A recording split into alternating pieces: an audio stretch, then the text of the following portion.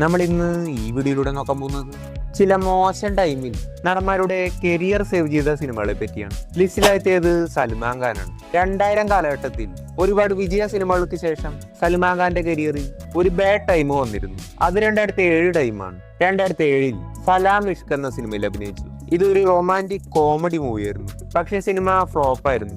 43 കോടിക്കടുത്ത് ഈ ഒരു സിനിമയ്ക്ക് ബഡ്ജറ്റ് ഉണ്ടായിരുന്നു. ഈ ഒരു സിനിമ പ്രതീക്ഷിച്ചത്ര വിജയം നേടിയില്ല. പക്ഷേ ബഡ്ജറ്റ് തിരിച്ചു പിടിച്ച സിനിമയാണ്. 2008 യുവരാജ് എന്ന സിനിമ ഇറങ്ങി. 50 കോടിക്കടുത്ത് സിനിമയ്ക്ക് ബഡ്ജറ്റ് ഉണ്ടായിരുന്നു. സിനിമ വലിയൊരു ഫ്ലോപ്പ് ആയിരുന്നു. 31 കോടിയാണ് തിരിച്ചു പിടിച്ചത്. പിന്നീട് 2010 വീർ എന്ന സിനിമ ഇറങ്ങി. സിനിമയ്ക്ക് 50 കോടിക്കടുത്ത് ബഡ്ജറ്റ് ഉണ്ടായിരുന്നു. ഈ ഒരു സിനിമയും പ്രതീക്ഷിച്ചത്ര വിജയം നേടിയില്ല. 60 കോടി കളക്ഷൻ നേടി. ഇങ്ങനെ കുറച്ച് ഡൗൺ സിനിമകൾ വന്നപ്പോൾ സൽമാൻ ഖാന്റെ അടുത്തേക്ക് പ്രൊഡ്യൂസേഴ്സ് വരുന്നതും കുറഞ്ഞിരുന്നു. പിന്നീട് 2009 വാണ്ടഡ് എന്ന സിനിമ സൽമാൻ ഖാന്റെ അടുത്തേക്ക് എത്തി.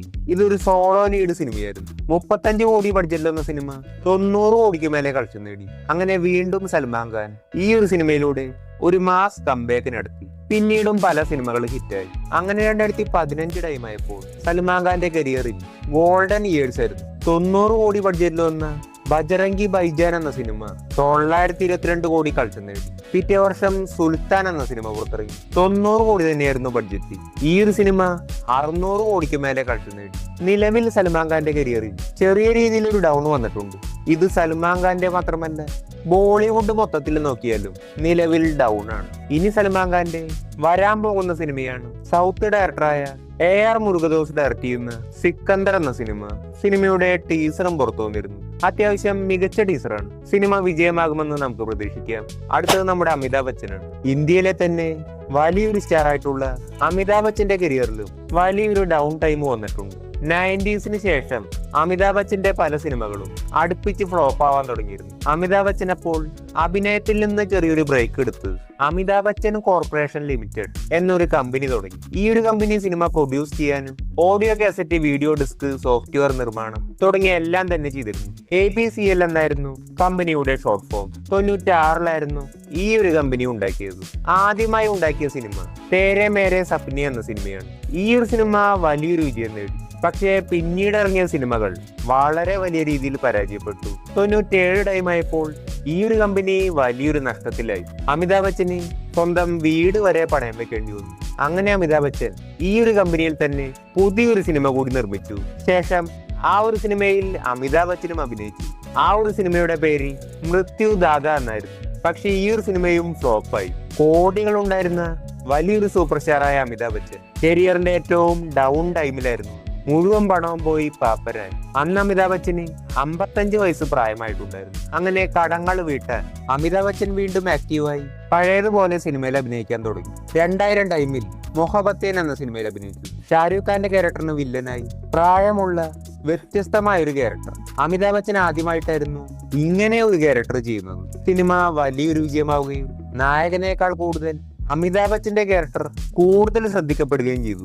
മാത്രവുമല്ല, ആ വർഷത്തെ മികച്ച സഹനടനുള്ള ഫിലിം ഫെയർ അവാർഡ് ഈ ഒരു ക്യാരക്ടറിലൂടെ അമിതാഭ് ബച്ചന് കിട്ടി. പിന്നീടും അമിതാഭ് ബച്ചൻ പ്രായത്തിനും കാലത്തിനും അനുസരിച്ച് ചേഞ്ചുകളുള്ള എന്നാൽ പവർഫുൾ ആയ ക്യാരക്ടറുകൾ ചെയ്യാൻ തുടങ്ങി. പുതിയ ജനറേഷനും പുതിയ നടന്മാരും വന്നെങ്കിലും അമിതാഭ് ബച്ചന്റെ സ്ക്രീൻ പ്രസൻസിന് ഒരു കുറവും ഉണ്ടായിരുന്നില്ല.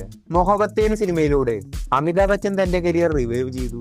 ശേഷം ഇങ്ങനെ പല സീനുകളിൽ നായകനേക്കാൾ മികച്ച പെർഫോമൻസ് നടത്തി. ഫിലിം ഫെയർ അവാർഡുകളും ഫെയിമും വീണ്ടും വീണ്ടെടുത്തു. ബ്ലാക്ക് എന്ന സിനിമയിലൂടെ വീണ്ടും നാഷണൽ അവാർഡ് നേടിയെടുത്തു. വലിയ പരസ്യ കമ്പനികൾ അമിതാഭ് ബച്ചനെ തേടി വന്നു. കൂടാതെ കോർപതി എന്ന ഷോ ഹോസ്റ്റ് ചെയ്തു. ഇതിലൂടെയെല്ലാം അമിതാഭ് ബച്ചൻ തനിക്ക് നഷ്ടപ്പെട്ടതിന്റെ ഡബിൾ തിരിച്ചു പിടിക്കുകയാണ് ചെയ്തത്. ഇന്ന് ലോകത്തിലെ തന്നെ ഏറ്റവും റിച്ചസ്റ്റ് ആയിട്ടുള്ള നടന്മാരിൽ 16ാം സ്ഥാനത്താണ് അമിതാഭ് ബച്ചൻ. ഇന്ത്യയിൽ ഷാരൂഖ് ഖാൻ കഴിഞ്ഞാൽ ഏറ്റവും റിച്ചസ്റ്റ് ആയിട്ടുള്ള നടൻ അമിതാഭ് ബച്ചനാണ്. അടുത്ത കാലത്ത് ഇറങ്ങിയ കൽക്കി സിനിമയിൽ വരെ സ്ക്രീൻ പ്രസൻസ് കൊണ്ട് നായകനെ ഓവർടേക്ക് ചെയ്യാൻ അമിതാഭ് ബച്ചന് കഴിഞ്ഞിട്ടുണ്ട്. അങ്ങനെ മൊത്തത്തിൽ ഇപ്പോഴും ഒരു ബിഗ് ബി ആണ് അമിതാഭ് ബച്ചൻ. അടുത്തത് കമൽഹാസനാണ്. 2000 ടൈമിൽ വലിയ വിജയങ്ങൾക്ക് ശേഷം 2015 ടൈമായപ്പോൾ പാപനാശം എന്ന ദൃശ്യം സിനിമയുടെ റീമേക്കിന് ശേഷം കമൽഹാസന്റെ കരിയറിൽ ചെറിയൊരു ഡൗൺ വന്നു. പല സിനിമകളും വലിയൊരു വിജയം നേടിയില്ല. 2018 അഭിനയിച്ച വിശ്വരൂപം 2 എന്ന സിനിമ ഒരു ഡിസാസ്റ്റർ ആയിരുന്നു. 150 കോടി ബഡ്ജറ്റിൽ വന്ന സിനിമ വെറും 50 കോടിയാണ് തിരിച്ചു പിടിച്ചത്. പിന്നീട് കമൽഹാസൻ കരിയറിൽ ഒരു ബ്രേക്ക് എടുത്തു. അങ്ങനെ ഇരിക്കുമ്പോഴാണ് ലോകേഷ് കനകരാജ് വിക്രം സിനിമയുടെ സ്ക്രിപ്റ്റുമായി കമൽഹാസന്റെ അരികിലെത്തുന്നത്. അങ്ങനെ വിക്രം സിനിമയിൽ അഭിനയിച്ചു. പിന്നീട് നടന്നത് ഇന്ത്യൻ സിനിമ കണ്ട മികച്ച കംബാക്കിലൊന്നായിരുന്നു. സിനിമയിലെ ഈ ഒരു സീനും ഇവിടെയുള്ള ബാക്ക്ഗ്രൗണ്ട് മ്യൂസിക്കും കമൽഹാസന്റെ യഥാർത്ഥ കംബാക്കും അങ്ങനെ മൊത്തത്തിൽ ഒരു മികച്ച കോൺഫിഡൻസും മികച്ച കംബാക്കും ഉണ്ടായി. യഥാർത്ഥത്തിൽ വിക്രം സിനിമയ്ക്ക് മുമ്പ് ഇന്ത്യൻ 2 സിനിമ ഇറങ്ങേണ്ടതായിരുന്നു. ഇന്ത്യൻ 2 സിനിമയെ പറ്റി നമുക്ക് പറയേണ്ട ആവശ്യമില്ല. വളരെ വലിയൊരു ബോംബായിരുന്നു. വിക്രം സിനിമയ്ക്ക് പകരം ഇന്ത്യൻ 2 സിനിമ ഇറങ്ങിയിരുന്നെങ്കിൽ കമൽഹാസന് ഒരു മികച്ച കംബാക്കിന് വേണ്ടി വീണ്ടും വെയിറ്റ് ചെയ്യേണ്ടി വരുമായിരുന്നു. കാരണം ഇന്ത്യൻ 2 എങ്ങാനും ഇറങ്ങിയിരുന്നെങ്കിൽ അതൊരു ഗോ ബാക്ക് ആവുമായിരുന്നു. ഇന്ത്യൻ 2 സിനിമയിലും ഈ ഒരു ക്യാരക്ടറെ ഗോ ബാക്ക് എന്ന് പറഞ്ഞുകൊണ്ട് തിരിച്ചു വിടുന്ന ഒരു സീനുമുണ്ട്. കമൽഹാസന്റെ ഭാഗ്യത്തിന് വിക്രം സിനിമ ആദ്യം ഇറങ്ങി. അങ്ങനെ ഒരു മികച്ച കംബാക്കിനടുത്ത് തഗ് ലൈഫ് എന്ന സിനിമയാണ് കമൽഹാസന്റെ നെക്സ്റ്റ് മൂവി. കമൽഹാസന്റെ ലാസ്റ്റ് സിനിമ പാൻ ഇന്ത്യ സിനിമയായ കൽക്കി സിനിമയായിരുന്നു. കൽക്കി സിനിമയിൽ ഒരു മികച്ച വില്ലൻ റോൾ ചെയ്തു. നമുക്കറിയാം കൽക്കി സിനിമയിലെ നായകൻ യഥാർത്ഥത്തിൽ പ്രഭാസാണ്. ഇതൊരു പാൻ ഇന്ത്യ സിനിമയാണ്. എന്നാൽ നമ്മൾ അറിയേണ്ട മറ്റൊരു കാര്യം കൂടിയുണ്ട്. കമൽഹാസൻ സ്വന്തമായി ഇന്ത്യയിലാദ്യമായി പാൻ ഇന്ത്യനല്ല ഒരു പാൻ വേൾഡ് സിനിമ ഇന്ത്യയിൽ ആദ്യമായി ഉണ്ടാക്കാൻ നോക്കിയ ഒരേ ഒരു വ്യക്തിയാണ്. ആ ഒരു സിനിമയാണ് മരുതനായകം എന്ന സിനിമ. മരുതനായകം സിനിമയുടെ ഓഡിയോ ലോഞ്ചിന് വേണ്ടി ബ്രിട്ടീഷ് രാജ്ഞി വരെ വന്നിരുന്നു. അത്രത്തോളം ഹൈപ്പിൽ വന്നൊരു സിനിമയാണ്. 1997 MGR ഫിലിം സിറ്റിയിൽ വെച്ചായിരുന്നു ഈ ഒരു സിനിമ അനൗൺസ് ചെയ്യുന്നത്. ഒരു ബ്രിട്ടീഷ് കമ്പനിയായിരുന്നു ഈ ഒരു സിനിമയുടെ സഹനിർമ്മാതാക്കളായി വന്നിരുന്നത്. കാരണം ഈ ഒരു സിനിമ ഒരു ബിഗ് ബഡ്ജറ്റ് സിനിമയായിരുന്നു. കമൽഹാസൻ ഒരിക്കലും ഈ ഒരു സിനിമ ഒറ്റയ്ക്ക് നിർമ്മിച്ച് ഒറ്റയ്ക്ക് വിതരണം ചെയ്യാൻ കഴിയുമായിരുന്നില്ല. ഇതുകൊണ്ട് തന്നെ ഒരുപാട് ഹോളിവുഡ് കമ്പനികളുമായി കമൽഹാസൻ ഡിസ്കസ് ചെയ്തിരുന്നു. അങ്ങനെ ഒരു ബ്രിട്ടീഷ് കമ്പനി ചിത്രം നിർമ്മിക്കാമെന്ന് പറയുകയാണ്. അങ്ങനെയായിരുന്നു എലിസബത്ത് രാജ്ഞി സിനിമയുടെ ഓഡിയോ ലോഞ്ചിന് വരുന്നത്. ഷൂട്ട് നടന്നുകൊണ്ടിരുന്ന ടൈം 1998 ടൈമാണ്. അന്ന് ഇന്ത്യയിൽ അണുബോംബ് പരീക്ഷണം നടന്നു. ലോകത്തെ മൊത്തം ഞെട്ടിക്കുന്നതായിരുന്നു. ഈ ഒരു കാരണം കൊണ്ട് ഇന്ത്യയിലേക്ക് ബഡ്ജറ്റ് ഇറക്കാനിരുന്ന ബ്രിട്ടീഷ് കമ്പനി പിന്മാറി. ഈ ഒരു സിനിമയിലെ ചില സീനുകൾ യൂട്യൂബിൽ കാണാം. കുറച്ച് ഷൂട്ടിംഗ് പൂർത്തിയായിരുന്നു. കുറച്ച് സീനുകൾ ഷൂട്ട് ചെയ്തപ്പോൾ തന്നെ കമൽഹാസന് 8 കോടി രൂപ ചെലവായി. ആ ഒരു ടൈമിൽ ഏറ്റവും വലിയ ബഡ്ജറ്റിൽ വന്ന ഇന്ത്യൻ സിനിമയുടെ ബഡ്ജറ്റ് വെറും 3 കോടി രൂപയാണ്. വിക്രമിൽ നമ്മൾ കാണുന്ന ഈ ഒരു മെഷീൻ ഗൺ മരുതനായക സിനിമയ്ക്ക് വേണ്ടി കമൽഹാസൻ വാങ്ങിയതാണ്. അന്നത്തെ 80 കോടി രൂപയായിരുന്നു ഈ ഒരു സിനിമയുടെ ടോട്ടൽ ബഡ്ജറ്റ്. ഇന്നത്തെ ഏകദേശം 700 കോടി രൂപ. അതായത് ഒരു വലിയ ഹോളിവുഡ് സിനിമയുടെ ബഡ്ജറ്റ്. ഇത്രയും വർഷങ്ങൾ കഴിഞ്ഞിട്ടും ഇത്രയും വലിയൊരു ബഡ്ജറ്റിൽ ഇന്ത്യൻ സിനിമയിൽ നിലവിൽ ഒരു സിനിമ പോലും വന്നിട്ടില്ല. എന്തൊക്കെയായാലും നിലവിൽ കമൽഹാസൻ ഹൈ റേഞ്ചിൽ തന്നെയാണ് നിൽക്കുന്നത്. അടുത്തത് നമ്മുടെ മമ്മൂക്കയാണ്. മമ്മൂക്കയ്ക്കും കരിയറിൽ ഒരു ഡൗൺ ടൈം വന്നിട്ടുണ്ട്. തുടർച്ചയായി ഹിറ്റ് സിനിമകൾക്ക് ശേഷം 2015 ടൈമായപ്പോൾ പല സിനിമകളും ഫ്ലോപ്പായിരുന്നു. ചാദിൻ, ഉട്ടോപ്യയിലെ രാജാവ്, പുതിയ നിയമം, പുള്ളിക്കാരൻ സ്റ്റാർ, സ്ട്രീറ്റ് ലൈറ്റ്, അങ്കിൾ, അങ്ങനെ പല സിനിമകൾ. ഇതിന്റെ ഇടയിൽ ചില സിനിമകൾ ഹിറ്റായെങ്കിലും കൂടുതൽ സിനിമകളും ഫ്ലോപ്പായിരുന്നു. 2018 സ്ട്രീറ്റ് ലൈറ്റ്, അങ്കിൾ, പരോൾ ഈ 3 സിനിമകളും അടുപ്പിച്ച് ഫ്ലോപ്പായിരുന്നു. പിന്നീടായിരുന്നു മമ്മൂക്ക അബ്രഹാമിന്റെ സന്തതികൾ എന്ന സിനിമയിൽ അഭിനയിച്ചത്. സിനിമ വലിയൊരു വിജയം നേടി.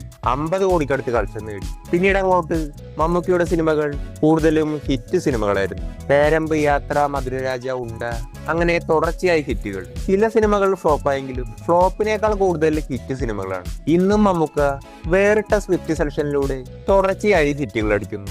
അടുത്തത് ഷാരൂഖ് ഖാനാണ്. തുടർച്ചയായി ബോളിവുഡ് മുഴുവൻ ട്രെൻഡാക്കുന്ന വലിയ വിജയങ്ങൾക്ക് ശേഷം 2015 ടൈമിൽ ഷാരൂഖ് ഖാൻ സിനിമകൾ ഫ്ലോപ്പിലും ആവറേജിലും ഒതുങ്ങി. പിന്നീട് ഷാരൂഖ് ഖാൻ കരിയറിൽ ഒരു ബ്രേക്ക് എടുത്തു. പിന്നീട് വർഷങ്ങൾക്ക് ശേഷം സിദ്ധാർത്ഥ് ആനന്ദ് ഡയറക്ട് ചെയ്ത പത്താൻ എന്ന സിനിമ ഇറങ്ങി. 250 കോടി ബഡ്ജറ്റ് എന്ന സിനിമ 1000 കോടിക്ക് മേലെ കളക്ഷൻ നേടി. ഇവിടെ ഷാരൂഖ് ഖാന്റെ കംബാക്ക് മാത്രമല്ല, മൊത്തത്തിൽ ഡൗൺ ആയ ബോളിവുഡ് ഇൻഡസ്ട്രിയെ ആ വർഷം വീണ്ടും ഒന്ന് ഹൈ ആക്കിയത് ഷാരൂഖ് ഖാൻ സിനിമകളായിരുന്നു. ആ വർഷം തന്നെ പുറത്തിറങ്ങിയ സിനിമയാണ് ജവാൻ. 300 കോടി ബഡ്ജറ്റിൽ വന്ന സിനിമ 1000 കോടിക്ക് മേലെ കളക്ഷൻ നേടി. പിന്നീട് ഡങ്കി സിനിമ പുറത്തിറങ്ങി. 6 വർഷത്തിനിടയിൽ ഷാരൂഖ് ഖാൻ ഏറ്റവും കുറഞ്ഞ സാലറി വാങ്ങിയ മറ്റ് സിനിമകളുമായി കമ്പയർ ചെയ്യുമ്പോൾ ചെറിയ ബഡ്ജറ്റിൽ വന്ന സിനിമയായിരുന്നു. 85 കോടിയായിരുന്നു ബഡ്ജറ്റ്. കഴിഞ്ഞ 6 വർഷത്തിനിടയിൽ മറ്റ് ഷാരൂഖ് ഖാൻ സിനിമകളുമായി കമ്പയർ ചെയ്യുമ്പോൾ ഏറ്റവും കുറഞ്ഞ ബഡ്ജറ്റാണിത്. രാജ്കുമാർ ഹിരാനി ഡയറക്ട് ചെയ്ത ഡങ്കി എന്ന സിനിമ 400 കോടിക്ക് മേലെ കളക്ഷൻ നേടി. സെയിം വർഷം തന്നെ തുടർച്ചയായി 3 ഹിറ്റുകൾ. ബോളിവുഡിലെ തന്നെ ഒരു മാസ് കംബാക്ക് ആയിരുന്നു.